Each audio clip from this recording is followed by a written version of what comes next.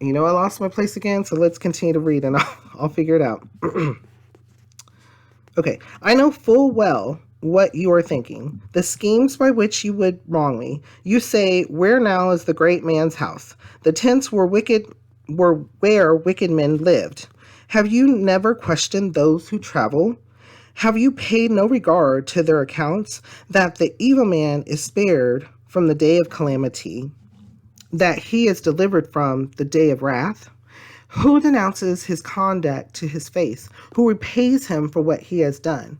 He is carried to the grave, and watch is kept over his tomb. The soil in the valley is sweet to him. All men follow after him, and a countless throng goes before him. So how can you console me with your nonsense? Nothing is left of your answers but falsehood. So he's telling him like, I'm not that person. I'm not that person who has mistreated people. And even so, they are at peace. A lot of them are at peace. They don't have issues. And he's like, he doesn't fully, he may not fully understand why. And so one thing that I can mention here, without giving too much away and not getting to other Bible studies, is that the Lord loves us. He loves every single person, including those. So we have a choice here. We can accept the Lord or we don't have to accept the Lord. He loves us all because we are all created in his image. We were all created. And so he understands that those who don't love him are choosing an eternity without him. And those who do love him are choosing an eternity with him. So the best thing to do is go to the Lord on that, because he can give you revelation. One thing to think about is okay, this person's not choosing to, like, think about it as a parent too. Just throwing it out there. This person's choosing not to love me, but I still love them. I still may do things for them.